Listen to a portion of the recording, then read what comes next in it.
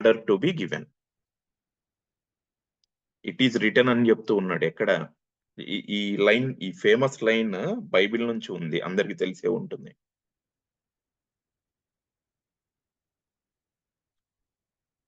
అడుగుడి ఇవ్వబడును, కొట్టడి తెరవబడును అని మనం జనరల్ గా వింటూ ఉంటాం కదా. సో ఇక్కడ ఏం చెప్తూ ఉన్నాడు Ramtha? It is return that I must ask in order to be given. ముందు మనం అడగాలి, సాధకుడు అడగాలి. ఎవరిని అడుగుతూ ఉన్నాడు సాధకుడు ఇక్కడ? తండ్రిని అడుగుతూ ఉన్నాడు. మనకు తెలుసు కదా, తండ్రి తల వెనకాల సబ్ కాన్షియస్ మైండ్ లో స్థిరమై ఉంటారు.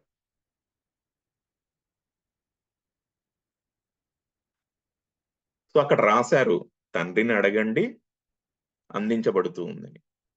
So therefore my beloved God, my radiant being, I ask this.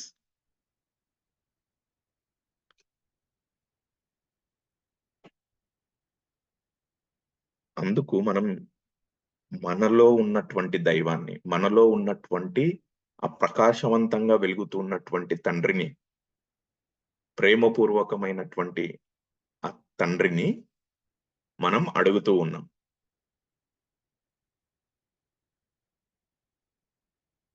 ఏమని అడుగుతూ ఉన్నాం? Cursed be my past that I am free in the moment. నా గతం ఎంత ఇబ్బందికరమైనదైనప్పటికీ, నా గతం ఎన్నో ఒడిదుడుకులతో ఉన్నది అయినప్పటికీ, వాస్తవంగా గతం అనేది లేదు, భవిష్యత్ అనేది లేదు, ఉన్నది ప్రస్తుత వర్తమాన క్షణం అనేది థియరిటికల్ గా మనం తెలుసుకుంటూ ఉన్నాం. సో ఈ ప్రస్తుత వర్తమాన క్షణంలో మనం ఏం తెలుసుకుంటూ ఉన్నాము? చాలా ఆప్షన్స్ ఉంటాయి మనకి. మనకేం కావాలో దానిపైనే ఆలోచనలు కేంద్రీకరించటమా? అదొక చాయిస్.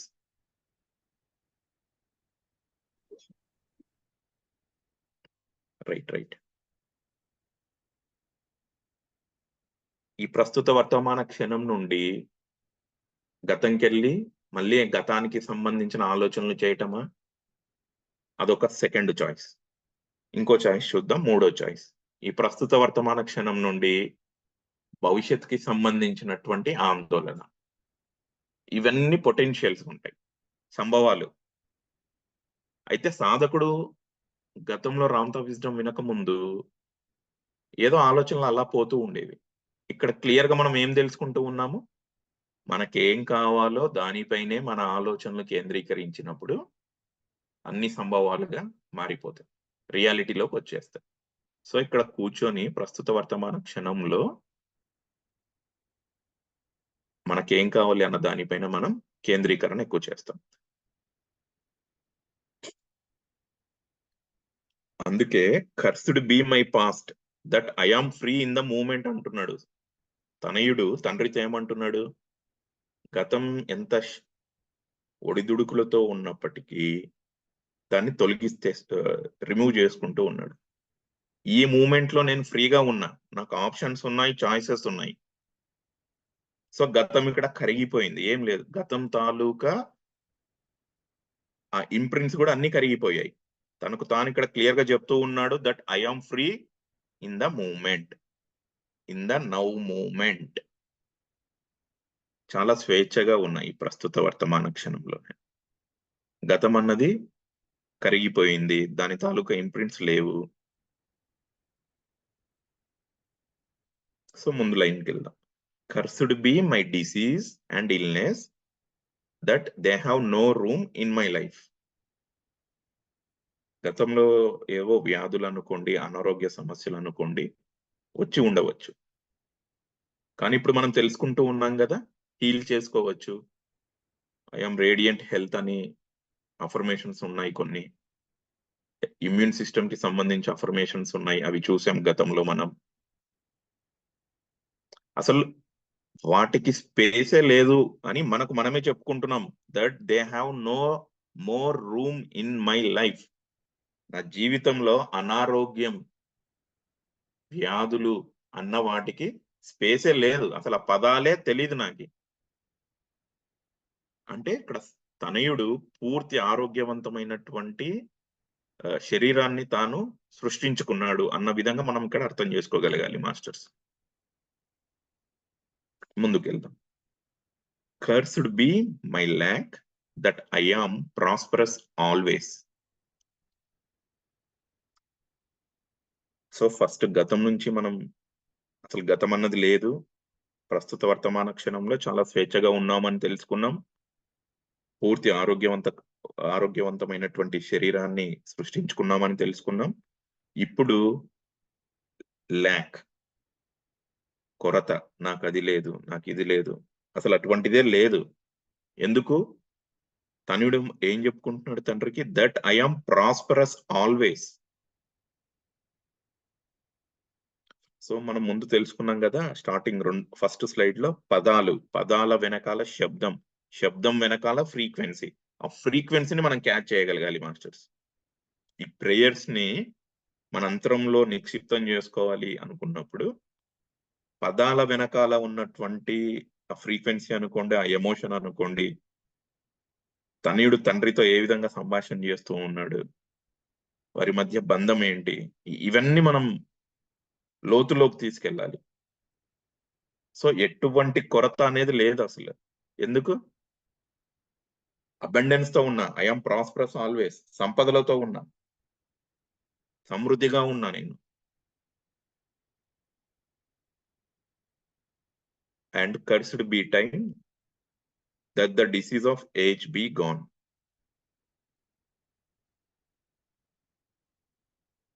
సిమిలర్ అంతే, వ్యాధికి సంబంధించినటువంటి ఎటువంటిది కూడా నా దరి చేరదు.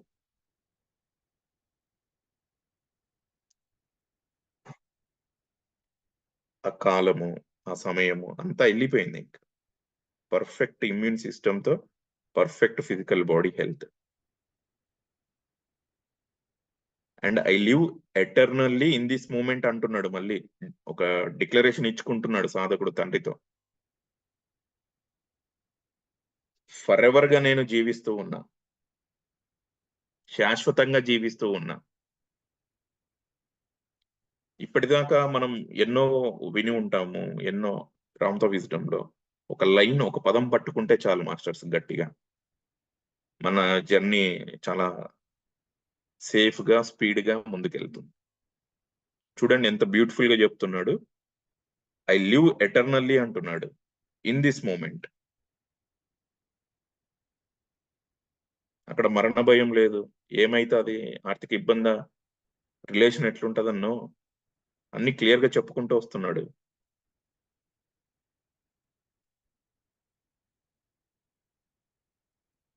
సో ముందుకెళ్దాం, ఇంకా ఏముంటుందో చూద్దాం.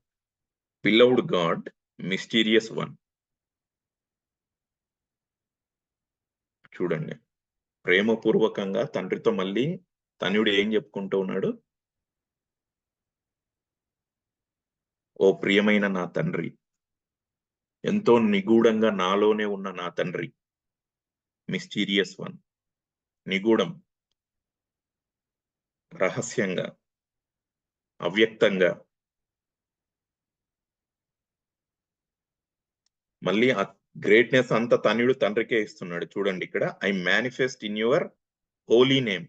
అతి పవిత్రమైన నీ నామము. ఆ గొప్పతనం, ఆ క్రెడిట్, ఆ గ్రేట్నెస్ అంత తండ్రికే ఇస్తున్నాడు తనయుడు. ప్రీవియస్ క్లాస్ లో ఒక మేడం చెప్పారు కదా, వాటర్ తాగుతూ ఉన్నప్పుడు కూడా క్లాస్ చివరిలో చెప్పారు మేడం, ఇది నువ్విచ్చిందే కదా తండ్రి, మళ్ళీ నీకే సమర్పిస్తూ ఉన్నా. చూడండి ఇక్కడ లవ్. ఇవి హిందూయిజంలో చాలా శ్లోకాల్లో, చాలా పాటల్లో కూడా తండ్రి తనయుడి యొక్క రిలేషన్, వారి మధ్య బంధం చాలా అద్భుతంగా ఉంటుంది. సో అందుకు మనకంటూ కొన్ని ఆయుధాలను మనం పెట్టుకోవాలి, ఎప్పుడు వాటితో మనం జర్నీ చేస్తూ ఉండాలి. కొన్ని సాంగ్స్ మనకు మన హై ఫ్రీక్వెన్సీని ఎప్పుడు మెయింటైన్ చేసే విధంగా కొన్ని సాంగ్స్ అనుకోండి, కొన్ని కొటేషన్స్ అనుకోండి, కొన్ని శ్లోకాలు అనుకోండి, ఏవైనా సరే మీ జర్నీ ఎప్పుడు హై ఫ్రీక్వెన్సీలో ఉండే విధంగా మీకు ఇంటర్నల్ గా ఏది అనుకూలంగా అనిపిస్తే ఆ రూట్ డిజైన్ చేసుకోవాలి మనం. I manifest in your holy name అంటున్నారు. ఇప్పుడు మనం సాయిబాబా హారతిలో కూడా ఇప్పుడు నైట్ టైం అయ్యే హారతిలో ఒక చోట వస్తుంది లైన్, పంచభూత నిర్మితమైనటువంటి శరీరాన్ని పవిత్రమైన దీపంగా మార్చి నీకు హారతి ఇస్తున్నా అంటాడు సాధకుడు అక్కడ తండ్రితో. సో ఏమేం మేనిఫెస్ట్ చేస్తూ ఉన్నాడు ఇక్కడ తనయుడు? I manifest in your holy name Joy, abundance, perfect health. అందరికీ జాయ్ కావాలి, బ్రహ్మానందము, ఒక బ్రహ్మోత్సవం జరుపుకోవాలి. మన ఇల్లు, మన వాకిలి, మన శరీరం, మన ఆలోచనలు, నిత్య కళ్యాణము, పచ్చతోరణం. అంతే మాస్టర్స్. ఇంకా 24 hours బ్రహ్మానంద స్థితిలో ఉండాలి. ఆనందము ఫాలోడ్ బై అబెండెన్స్. అన్ని రకాలుగా. పూర్ గాడ్స్, పేదరికంలో ఉన్న దైవం ఎవరు కనపడరు మనకి. గాడ్స్ అంతా రిచ్ గాడ్స్.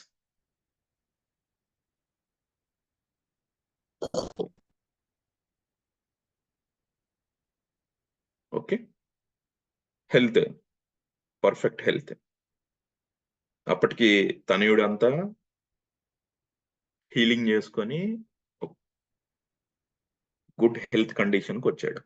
ఇవన్నీ మేనిఫెస్ట్ తనయుడు చేశాడు, బట్ వీటి వెనక తండ్రి ఉన్నాడు. దాన్ని తనయుడు మళ్ళీ తండ్రికి సమర్పిస్తూ ఉన్నాడు. చూడండి ఇద్దరి మధ్య లవ్.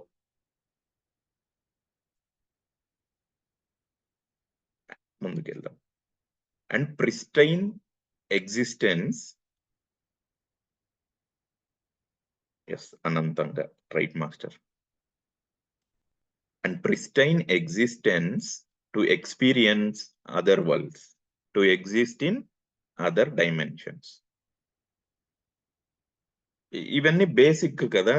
రిలేషన్స్ బాగుండాలి, డబ్బులు, ఆస్తి పాస్తి, పిల్లలు, వారికి పెళ్లిళ్ళు, వారికి పుత్రులు పుత్రిక, సంతానం, ఇవన్నీ basic things. Joy, abundance, perfect health. మరి ప్రోగ్రెస్ అవ్వాలి అవ్వాలి అనే కదా మనం తెలుసుకుంటూ ఉన్నాం ప్రతినిత్యం.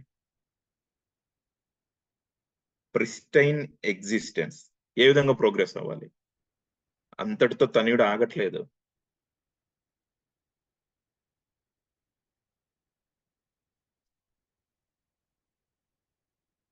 సో ప్రిస్టైన్ ఎగ్జిస్టెన్స్ అంటే అతి ప్రాచీనమైనది అనమాట.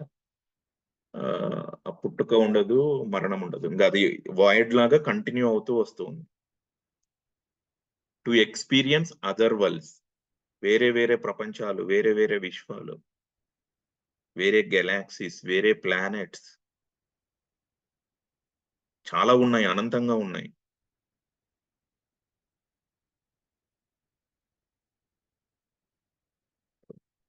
మనం కొన్ని వీడియోస్ కూడా అప్పుడప్పుడు చూస్తూ ఉంటాం కదా, గ్రాఫికల్ రిప్రజెంటేషన్ ఉంటది.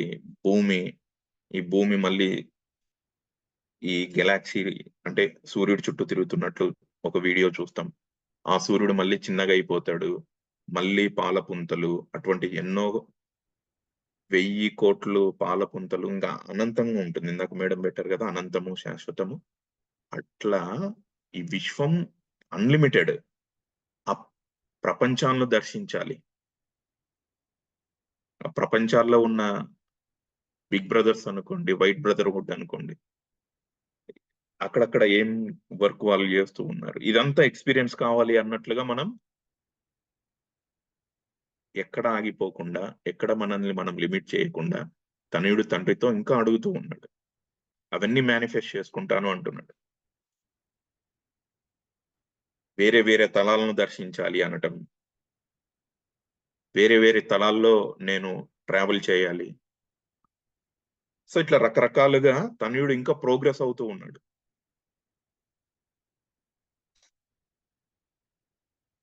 ఏమంటున్నాడు? That nature and I are one and the same. అంతే కదా ఇప్పుడు ఈ ప్రకృతి నుంచి ఈ అద్భుతమైన శరీరం వచ్చినప్పుడు ఇట్స్ వెరీ బేసిక్ పాయింట్ ఇది. నేను ప్రకృతి ఒకటే. ప్రకృతి ఎప్పటికీ నిరంతరంగా కొనసాగుతూ ఉంటది. ప్రకృతిలో అంతర్లీనంగా ఉన్నటువంటి గాలి అనుకోండి, నీరు అనుకోండి, సన్ అనుకోండి, ఇవేమి ఒకరి తప్పొప్పుల్ని ఏమి ఎంచవు. రామత బుక్ లో మనం చదివే ఉంటాం.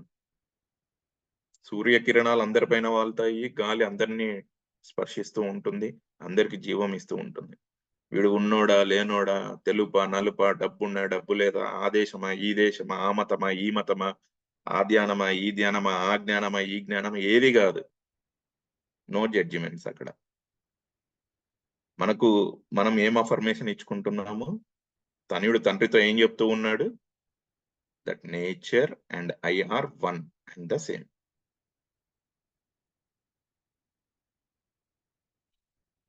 అందుకే పదాల వెనకాల, శబ్దం వెనకాల ఉన్నటువంటి ఫ్రీక్వెన్సీ, ఒక ఎమోషన్, ఒక ఫీలింగ్ ని మనం పట్టుకోగలగాలి. నేను ప్రకృతి ఒకటే. ఓకే, విన్నా, కొంత యాక్సెప్టెన్సీలోనికి వస్తుంది, కంటెంప్లేట్ చేస్తాం, కొన్ని రోజులు గడుస్తాయి, రియలైజేషన్స్ వస్తాయి. గాలి ఎలాగైతే అందరినీ టచ్ చేసుకుంటూ వస్తుందో జీవం ఇచ్చుకుంటూ, ఇవ్వడమే తెలుసు. సూర్యకిరణాలు ఒకరి తప్పొప్పులు ఎంచకుండా అందరికీ ఎలా సూర్యకిరణాలు, సూర్యరశ్మి అందుతూ ఉందో, ఆ స్టేట్మెంట్ వెనకాల అసలైన అర్థాన్ని మనం పట్టుకోగలగాలి. That nature and I are one and the same. అది మాస్టర్స్.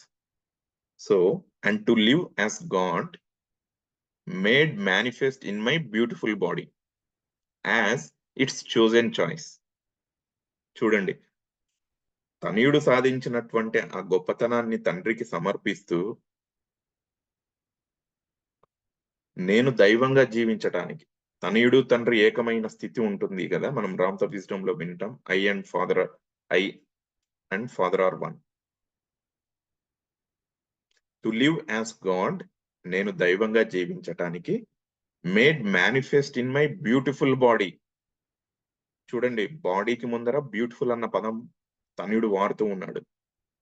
అందుకు మన ఫిజికల్ బాడీతో పాటు సౌల్, స్పిరిట్ అండ్ ఫాదర్ ని కూడా గుర్తించాలి, గౌరవించాలి, ప్రేమించాలి, లాలించాలి, బుజ్జగించాలి, ఇంకా ఎన్ని ఉంటే అన్ని చేయాలి.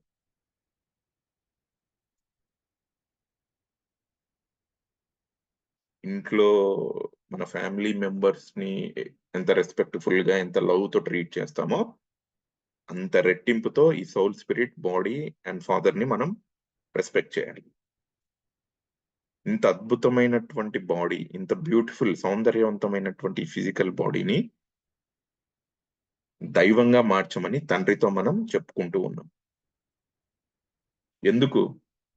ఇందాక అనుకున్నాం కదా, ఈ ప్రస్తుత వర్తమాన క్షణం నుంచి సాధకుడు గతంలోకి వెళ్ళొచ్చు, గతానికి బందీగా ఉండడానికి కూడా ఒక అవకాశం ఉంది, భవిష్యత్తుకి సంబంధించి ఆందోళన అవ్వచ్చు, రకరకాల ఎగ్జైట్మెంట్ అవ్వచ్చు, అది ఒక ఆప్షన్ ఉంది.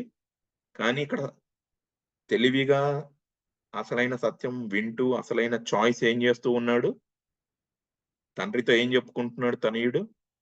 ఈ శరీరాన్ని, అద్భుతమైనటువంటి శరీరాన్ని, సౌందర్యవంతంగా ఉన్నటువంటి శరీరాన్ని దైవంగా మార్చు తండ్రి అని ప్రస్తుత వర్తమాన క్షణంలో ఆల్రెడీ ఒక చాయిస్ సెలెక్ట్ చేసుకున్నాడు అతను. దైవంగా నేను జీవిస్తూ ఉన్నాను అని. సో హెల్ప్ మీ గాడ్, నాకు సహాయం అందించు తండ్రి, ఈ అద్భుతమైనటువంటి బాడీని దైవంగా మార్చు, దైవంగా నన్ను చేసేలాగా ఒక మార్గాన్ని నాకు చూపించు. సో అలా చెప్తూ ఉన్నాడు తనయుడు. Tomorrow morning I will awaken from this timeless event and I shall be well and relieved of my burdens. తండ్రి గొప్పతనాన్ని ఇక్కడ స్మరిస్తూ ఉన్నాడు తనయుడు. తను అచీవ్ చేసిందంతా తండ్రికి సమర్పిస్తూ ఉన్నాడు. మళ్ళీ తండ్రిని వినయపూర్వకంగా ఏమని చెప్తూ ఉన్నాడు? టుమారో మార్నింగ్, రేపటి ఉదయము ఐ విల్ అవేకెన్. ఆల్రెడీ మనం అవేక్ అయ్యాం, జ్ఞానం వింటూ వస్తూ ఉన్నాం, మన దివ్యత్వాన్ని తెలుసుకున్నాం, ఆ ప్రాసెస్, ఆ జర్నీలో ఉన్నాం మాస్టర్స్ మనం.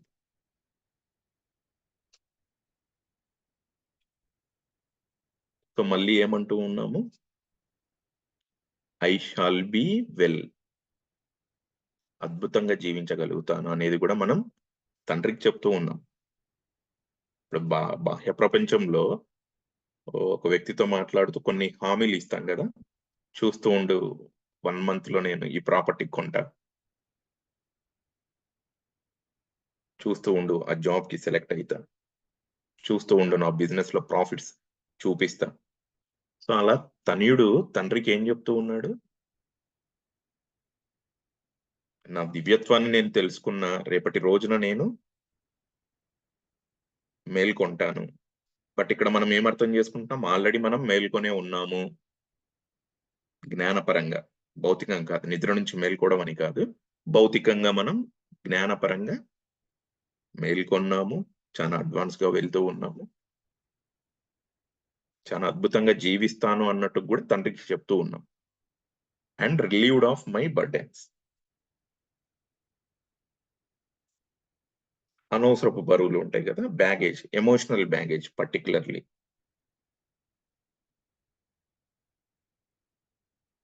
సో అటువంటి అన్నెసెసరీ బ్యాగేజ్ ఏదైతే ఉందో దాని నుంచి కూడా నన్ను క్లియర్ చేసి ముందుకు నడిపించు అనేసి తండ్రికి మనం వినమ్రపూర్వకంగా చెప్పుకుంటాం. So be it, love I you greatly to life.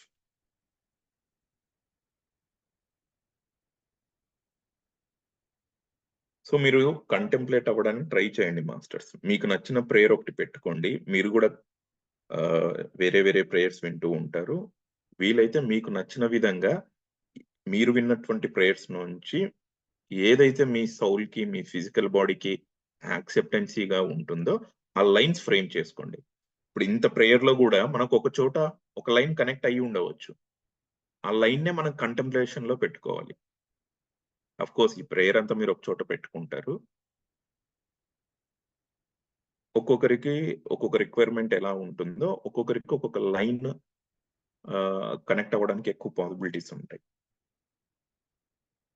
So పడుకునే ముందు దాన్ని కంటెంప్లేట్ చేసుకుంటూ అలా నిద్రలోకి వెళ్తాం. కొన్ని రోజులు దాన్నే ఫోకస్ లో పెట్టుకుంటాం.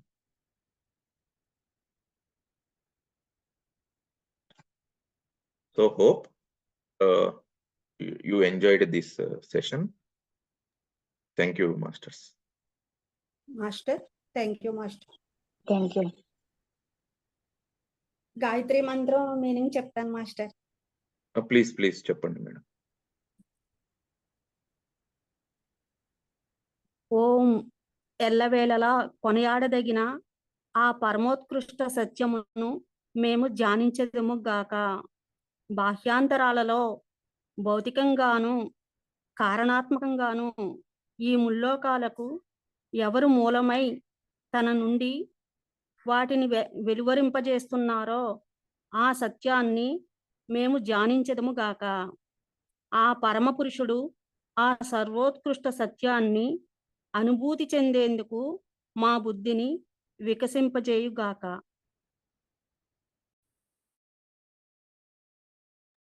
Thank you madam. సో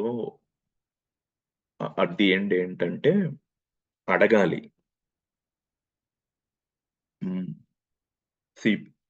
మనలో చాలా మంది టెంపుల్స్కి వెళ్ళొచ్చు, లేదా ఇంట్లో పూజలు చేస్తూ ఉండొచ్చు. అడిగే విధానంలో మనం మార్పులు చేసుకోగలగాలి. బాహ్యంలో ఒక శక్తిని గుర్తించటం లేదు,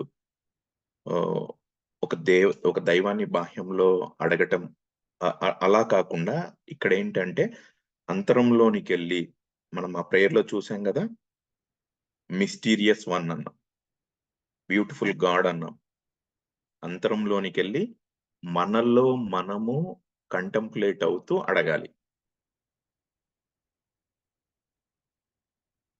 చిన్న కరెక్షన్స్ ఉంటాయి మాస్టర్స్. సరే, ఇక్కడ షిఫ్ట్ జరగాలి. కొంత ట్రాన్సిషన్ చాలా జెంటిల్‌గా అవ్వాలి. ఎందుకంటే మనమంతా ఒక సిస్టమ్ ఫాలో అవుతూ వచ్చాం చాలా యుగాలుగా. ఏముంది? గుడికెళ్తాం. దేవుడా నాకిది కావాలి, అది కావాలి, అది కావాలి. ఓకే. ఫైన్. మరి రామ్‌తో విజ్డమ్ వింటూ చిన్న కరెక్షన్ ఎలా చేసుకోవచ్చు? సరే, అదే గుడికి వెళ్దాం. మన ఫ్రెండ్సే గదా! మన పూర్వీకులే గదా వాళ్ళంతా. ఇంట్లో అదే దేవుళ్ళని పూజిద్దాం. తప్పేముంది? బట్ వారి గుణగణాలు మనం అచీవ్ చేసేలాగా ఉండాలి మన ప్రాసెస్. మనం ఇన్నర్ జర్నీ అంతా. సో, మనం ఎలా అనుకోవచ్చు? ఇంట్లో ఆ ఫోటో ఫ్రేమ్స్‌లో ఉన్న దైవం అనుకోండి, గుళ్ళో అనుకోండి. తండ్రి ఈ మీరు ఏ స్థితికైతే మీరంతా వెళ్లారో, ఆ స్థితికి నేను కూడా వెళ్తాను.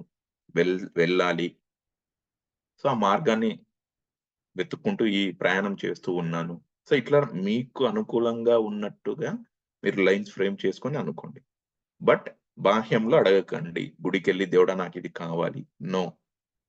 అంతరంలో మీ తండ్రిని అడగండి. First step. ఆల్రెడీ ఆ సంకల్పం నిజమైన స్థితిలో మీ మెంటల్ పిక్చర్‌ని ఫ్రేమ్ జేసుకోవాలి. సేమ్ కాన్సెప్ట్ గుడికెళ్ళినా, ఇంట్లో పూజలు చేసినా, ఏమన్నా స్పెషల్ డేస్ ఉన్నా. వారు బాహ్యంలో ఉన్నటువంటి దైవాలు ఏ స్థితికి రీచ్ అయ్యారో, ఆ స్థితికి మనం రీచ్ అవ్వాలి. వారిలో ఉన్నటువంటి డివినిటీని, వాటిని మన మెంటల్‌గా పిక్చర్‌లో కన్‌స్ట్రక్ట్ చేసుకోవాలి. Simple masters. Okay. Thank you. Thank you all masters. మీకేదైనా డౌట్ ఉంటే I will try to clarify.